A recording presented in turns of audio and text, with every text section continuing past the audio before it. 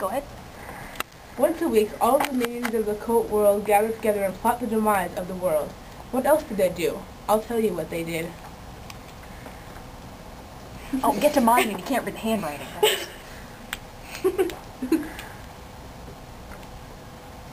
I can't read it. They?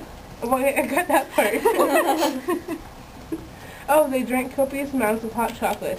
They sat in dimly lit rooms with bright lights illuminating their faces, and the only sound was the sound of clicking keys. Sorry. These were winters. Writers. I didn't know winters clicked. I thought they blew snow. Sorry. The clacking typing echoed down the halls, the words echoing in their minds, and before they realized what was happening, the words started to come alive. Ideas, plots, characters, and variations therewithin began to manifest around the writers. Dangerous villains, heroic saviors, and sexy deviants made their way into reality. To write more. They come alive, the villains fighting the heroes, the loud clashings of battle screaming down the halls.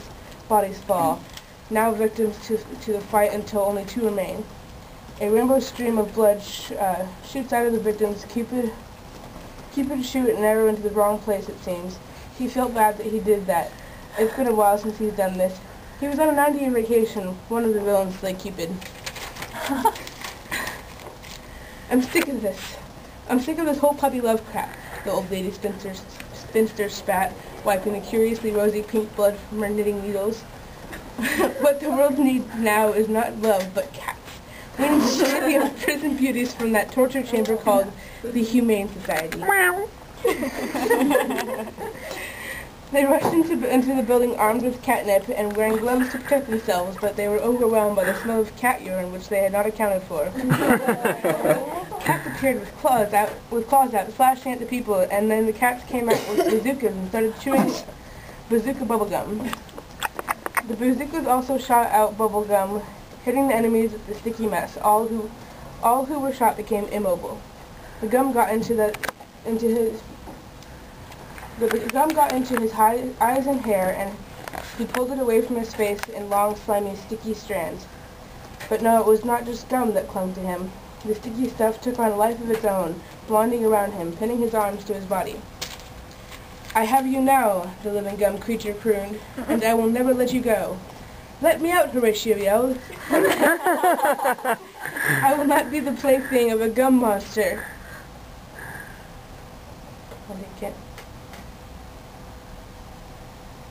A ew pre-chewed gum monster. Ew. The gum stuck to the end of his nose, his expression that of disgust. This gum monster would not strike again because Sarah planned to fight back. She looked to the pile of bricks on her right and picked one up, hurling it at the gum monster's face. The brick hit with a splat and then melted into a puddle beneath the monster's feet. She felt sick, realizing her only chance at surviving had just melted before her eyes. As it ran down the drain, she had to try something, and ripped off the drain cover and dove inside.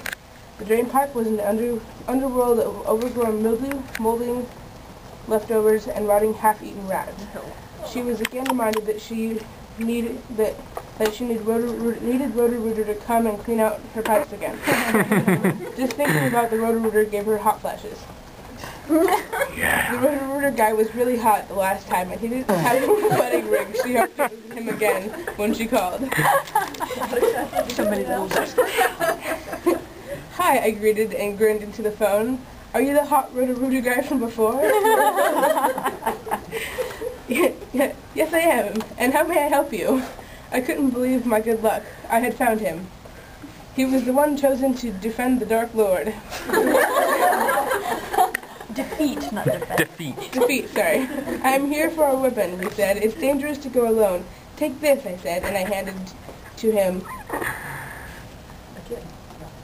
It says, and then I handed to him, ... Link then took the legendary sword named Kikassia, and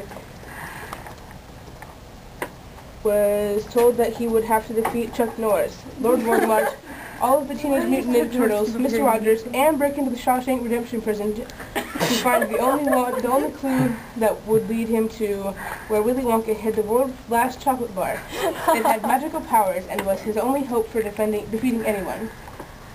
Too bad he fell into his own chocolate waterfall. Johnny says the Oompa Loompas were on a lunch break before he could actually use it on his enemies. Now the health nuts ran rampant, pushing tofu and veggies on anyone they could. Michelle Obama, their leader, was pleased with Willy Wonka's unfortunate demise. The world was overwhelmed with the bland and tasteless health foods, but there was one who fought against them. Guy Fieri, who visited all the underground diners, drive-ins, and dives. Yes. Thankfully, the boring man lost his show, and Anthony Bourdain took over all of the Food Network. Yes. They had a battle with Andrew Zimmerman. The weird food guy. Well, it was more like a food fight. High schools had spaghetti, jello, cake, lamb, flying without restraint. Where was the cleaning crew when one needed them? The cafeteria lady didn't like walking through waist-high food. Swamps of mystery meat, oh what a way to go. The cafeteria lady settled herself. She would not give up now, not with both summer break and retirement so close. No, while she lived and breathed, she would rescue the principal, trapped behind drifts of stale pizza and chocolate milk. Armed herself with a ladle and a steel spatula, she set forth. The pizza proved to be tough work. The stale crust was hardened and difficult to cut through, difficult to slice. The chocolate milk made her slip and fall a few times in the process, and her pants were wet before she broke through the barrier. Then at last, the last pizza was defeated, and she reached the principal, her steel spatula flashing in the victory light. The principal cheered and clapped her on the back, saying, "Your Italian heritage would be proud." Yeah.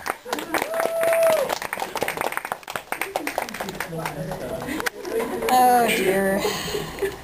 No idea. I couldn't no guys here.